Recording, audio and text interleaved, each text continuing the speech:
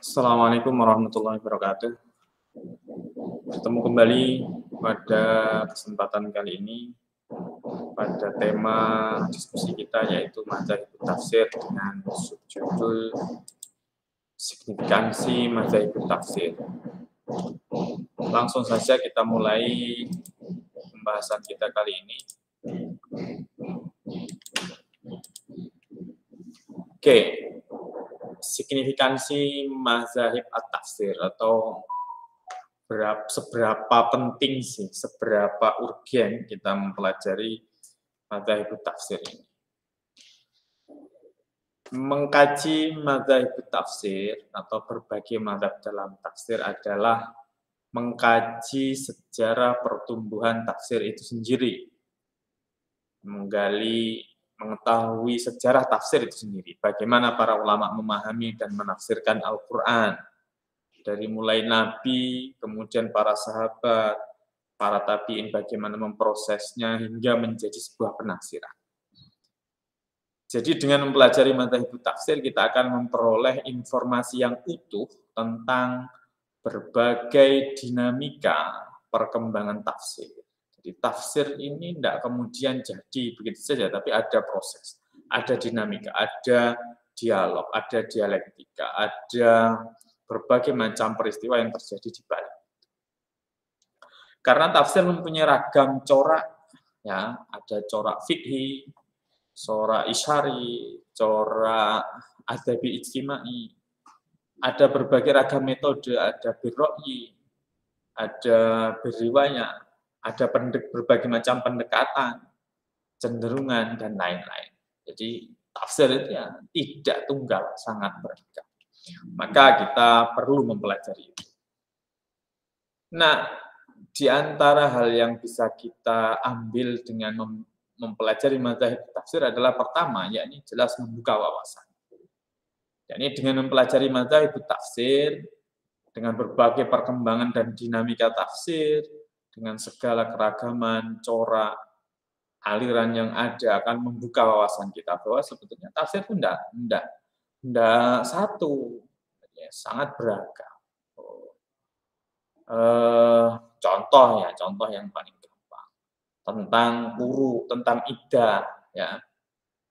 Iddahnya perempuan itu salah satu quru.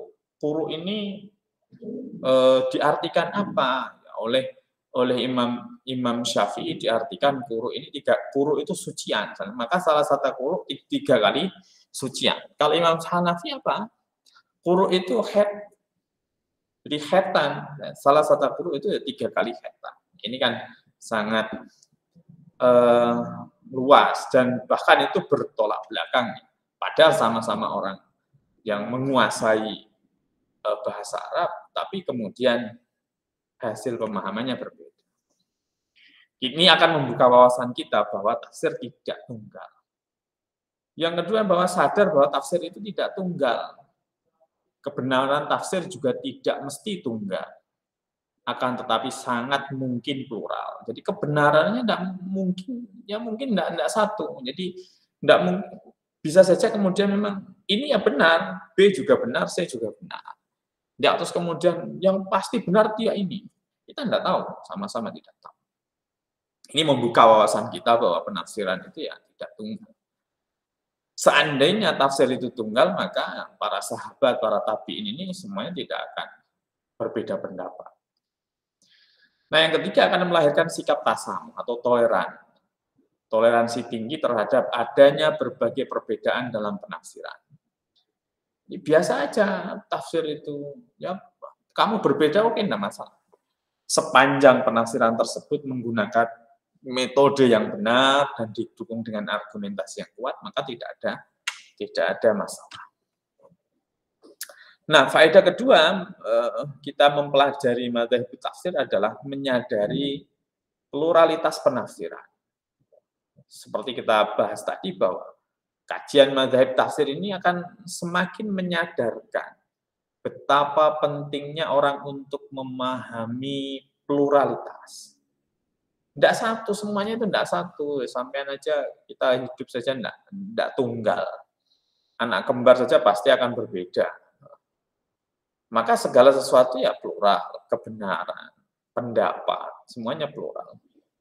Nah, pluralitas itu sebagai sunatullah. Jadi sunatullah yang memang itu adalah yang diciptakan oleh Allah. Dan kenyataan hidupnya memang berbeda.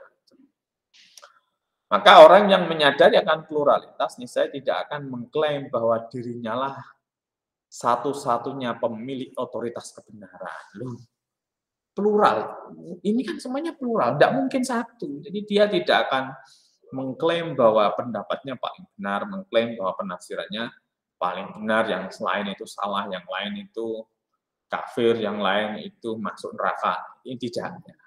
Dengan mempelajari madzhab tafsir ini kita akan mengetahui bahwa penafsirannya plural. Ya, benar, Al-Quran memang mutlak kebenarannya.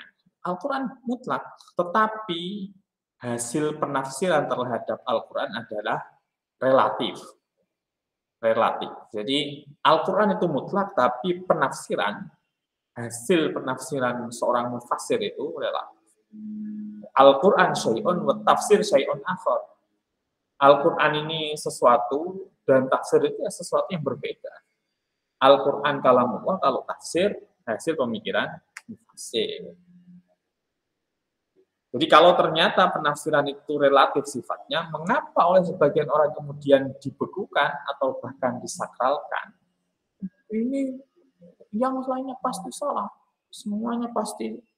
Ini kalau ada yang menafsirkan seperti itu, kafir, Mbak. Nah, ini maka butuh ini ya, kita akan menghindari sifat-sifat seperti itu. Nah, faedah yang ketiga bahwa ketika kita memahami madzhab tafsir ini, kita akan bisa mempunyai sifat desakralisasi pemikiran agama. Artinya apa? Sakral itu suci. Desakralisasi artinya menganggap tidak suci. Atau ya pemikiran agama itu ya pemikiran manusia. Kenapa harus kita sucikan? Kenapa harus kita sakralkan sebagai pemikiran? Kita samakan dengan kalamullah, ini kan salah ya.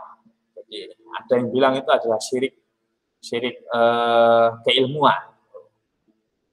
Ya, nggak boleh kita menganggap pemikiran kita paling benar.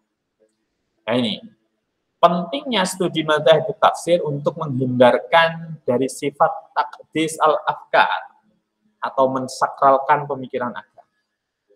Mensakralkan, menganggap pemikiran agama paling benar. Menganggap madzhabnya paling benar. Termasuk terhadap penafsiran Al-Quran sama. Penafsiran Al-Quran pun begitu. Bahwa Al-Quran mempunyai sifat sakral, bahwa Al-Quran mempunyai sifat sakral memang benar. Ya. Karena apa? Karena Al-Quran berasal dari Allah yang Maha Suci dan mutlak. Akan tetapi begitu Al-Quran difahami oleh pikiran manusia, maka hasil pemikiran itu tidak akan sakral lagi. Karena itu hasil pemikiran manusia. Al-Qurannya sakral, tapi penghasil pemikirannya tidak sakral. Produk tafsir sebagai sebuah ilmu. Jadi tafsir itu ya produk sebuah pemikiran. Maka tidak perlu dijadikan ideologi yang mengikat dari keinginan untuk mengembangkannya menjadi lebih baik. Karena itu sebuah ilmu, maka ya biasa saja kita jadikan sebagai objek yang harus kita kembangkan, harus kita kritik lagi, harus kita aktualisasikan lagi. Itulah penafsiran. Maka muncul upaya mengkaji Al-Quran secara produktif. Ketika kita sudah menganggap pemikiran, hasil pemikiran itu yang tidak sakral, tafsir itu tidak sakral, maka kita akan membaca dengan produktif atau al-qiraah al-muntijah. Sehingga apa? Sehingga Al-Quran terus ditafsirkan. Karena hal ini merupakan sebuah konsekuensi dari keyakinan bahwa Al-Quran adalah kitab universal. Kalau kita meyakini bahwa Al-Quran adalah kitab yang universal, maka ya harus terus kita tafsirkan. Al-Quran itu sholihun likuli zaman wa makan. Al-Quran pasti sesuai untuk setiap zaman dan setiap tempat.